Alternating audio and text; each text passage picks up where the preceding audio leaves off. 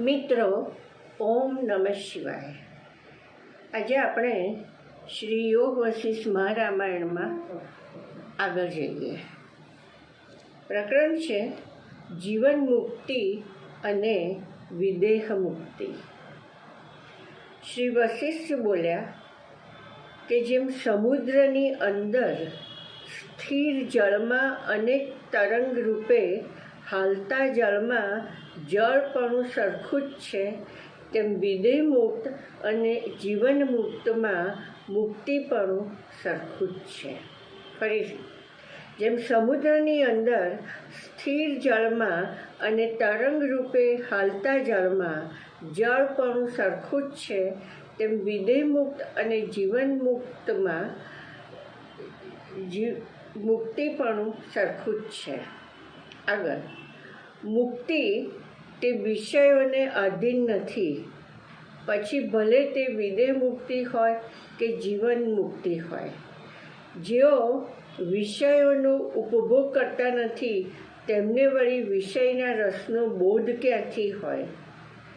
જો જીવન મુક્તિમાં વિષયોને સાચા સમજીને ભોગવવામાં આવતા હોય તો તે વિદેહ મુક્તિમાં બાધક નીવડે છે, પરંતુ જીવન મુક્તિમાં વિષયોને મિથ્યાભૂત જ જાણેલા હોય છે, માટે બાધક થતા નથી.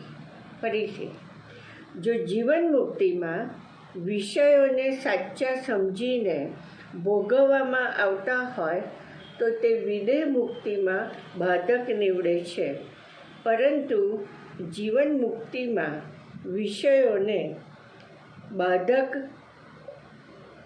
મિથ્યાભૂત સમજીને જાણેલા હોય છે, માટે તે બાધક થતા નથી. આગળ, જીવન મુક્તિ અને વિદેહ મુક્તિ બંને બોધરૂપે જ રહે છે, માટે તેઓમાં કશો ભેદ નથી. જેમ સ્થિર વાયુ અને હાલતા ચાલતા વાયુમાં જરા પણ ભેદ નથી, તેમ વિદેહ મુક્તિ અને જીવન મુક્તિમાં જરા પણ ભેદ નથી.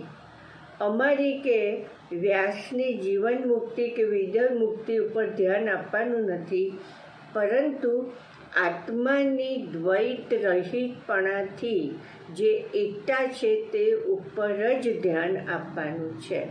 શું કહ્યું? કે ખરેખરું ધ્યાન શેમાં આપવાનું છે? કે આત્માની દ્વૈત રહિતપણાની જે એકતા છે તે જ ઉપર ધ્યાન આપવાનું છે. આથી હે રામ, અજ્ઞાનરૂપી અંધકારનો નાશ કરનાર અને કાનના ભૂષણરૂપ જ્ઞાનનો હું જે ઉપદેશ કરું છું તેનું તમે શ્રવણ કરો. અજ્ઞાનરૂપી અંધકારનો નાશ કરનાર અને કાનના ભૂષણરૂપ જ્ઞાનનો હું જે ઉપદેશ કરું છું તેનું તમે શ્રવણ કરો. આગળ, હે રઘુનંદન, આ સંસારમાં સર્વદા સર્વ મનુષ્યો સારી રીતે પુરુષાર્થ કરીને જ સગળું પ્રાપ્ત કરે છે. શાસ્ત્રોક્ત કર્મ કરવાથી ચિત્તની શુદ્ધિ થાય છે અને તે દ્વારા જ્ઞાનની પ્રાપ્તિ થાય છે, અને જ્ઞાન પ્રાપ્તિ થવાથી હૃદયમાં ચંદ્રના જેવું શીતળ જીવન મુક્તિનું સુખ ઉદય પામે છે. તે સુખ પુરુષાર્થથી જ મળે છે, બીજા કશાથી મળતું નથી. શું કહ્યું? કે શાસ્ત્રોક્ત કર્મ કરવાથી ચિત્તની શુદ્ધિ થાય છે અને તે દ્વારા જ્ઞાનની પ્રાપ્તિ થાય છે, અને જ્ઞાન પ્રાપ્તિ થવાથી હૃદયમાં ચંદ્રના જેવું શીતળ જીવન મુક્તનું સુખ ઉદય પામે છે, અને તે સુખ પુરુષાર્થથી જ મળે છે, બીજા કશાથી પ્રાપ્ત થતું નથી. કર્મથી ફળ આપનારો પુરુષાર્થ પ્રત્યક્ષ જોવામાં આવે છે, પરંતુ પ્રારબ્ધ પ્રત્યક્ષ જોવામાં આવતું નથી. આથી પ્રારબ્ધ એ કંઈ જ નથી, પણ કેવળ મોહ પામેલા આળસુ લોકોએ તેને કલ્પી નાખેલું છે. ફરીથી, કર્મથી ફળ આપનારો પુરુષાર્થ પ્રત્યક્ષ જોવામાં આવે છે, પરંતુ પ્રારબ્ધ પ્રત્યક્ષ જોવામાં આવતું નથી. આથી પ્રારબ્ધ એ કોઈ જ નથી, પણ કેવળ મોહ પામેલા આળસુ લોકોએ તેને કલ્પી કાઢ્યું છે.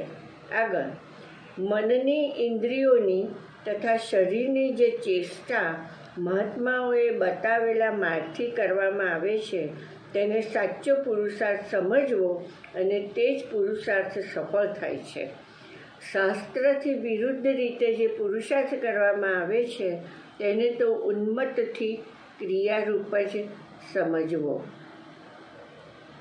જે મનુષ્ય જે વસ્તુને ઈચ્છે છે અને તેને માટે યોગ્ય ક્રમથી પ્રયત્ન કર્યા કરે છે, તેને તે વસ્તુ અવશ્ય પ્રાપ્ત થાય છે, સિવાય કે પ્રયત્ન કરતાં તે અધવચ્ચેથી પાછો ન ફરે તો.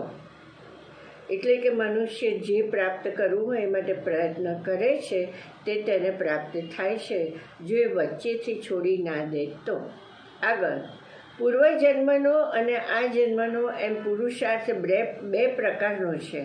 તેમાં આ જન્મના પુરુષાર્થથી પૂર્વજન્મના પુરુષાર્થને જીતી લેવાય છે. યત્નવાળા, દ્રઢ અભ્યાસવાળા અને ઘણા ઉત્સાહવાળા અધિકાર મનુષ્યો મેરુ પર્વતને પણ ગળી જાય છે, ત્યારે પુરુષાર્થી મનુષ્યો પૂર્વજન્મના પ્રારબ્ધને ગળી જાય તેમાં તો કહેવું જ શું.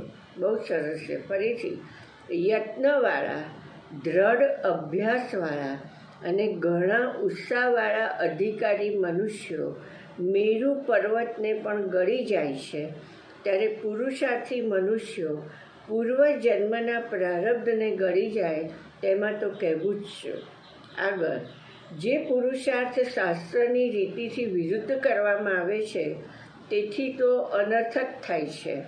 મનુષ્ય પોતાના દુષ્ટ આચરણોને લીધે કોઈ દુર્દશા પામે છે, ત્યારે પોતાનો હાથ પણ સ્વાધીન નહીં રહેવાથી માંડ આંગળીઓ વાળીને, ખોબો ભરીને તેમાંથી પાણીનું એક ટીપું મોંમાં પાડવામાં આવે છે, તો પણ તે ઘણું માનવામાં આવે છે.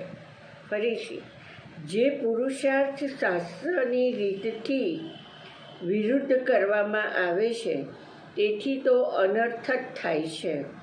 મનુષ્ય પોતાના દુષ્ટ આચરણોને લીધે કોઈ દુર્દશા પામે છે, ત્યારે પોતાનો હાથ પણ સ્વાધીન નહીં રહેવાથી માંડ આંગળીઓ વાળીને, ખોબો ભરીને તેમાંથી પાણીનું એક ટીપું મોઢામાં પાડવામાં આવે છે, તો તે પણ ઘણું માનવામાં આવે છે.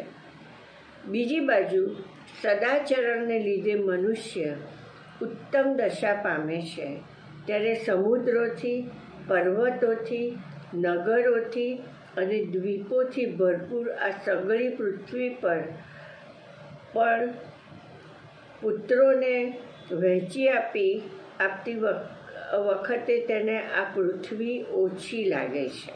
ફરીથી, બીજી બાજુ સદાચરણને લીધે મનુષ્ય ઉત્તમ દશાને પામે છે, ત્યારે સમુદ્રોથી, પર્વતોથી, નગરોથી અને દ્વીપોથી ભરપૂર આ સઘળી પૃથ્વી પણ પુત્રોને વહેંચી આપતી વખતે ઓછી લાગે છે. તો મિત્રો, આ જીવન મુક્ત અને વિદેહ મુક્ત વિશે એની મુક્તિ વિશે જે કહેવામાં આવેલું યોગ વસિષ્ઠ રામાયણમાં, તે આપણે હવે આવતી વખતે સમજવાનો પ્રયત્ન કરીશું. આમ તો બહુ સરળ છે, આ સમજાય એવું છે, છતાં એમાંથી જે શ્લોક આપણને થોડું એમ લાગે કે આ ખરેખર ફરીથી સમજીએ અને એ સમજીએ તો વધારે સારું, તો તે આપણી માટે ઉત્તમ જ છે. તો તે આપણે સમજવાનો આવતી વખતે આપણે પ્રયત્ન કરીશું. ઓમ નમઃ શિવાય.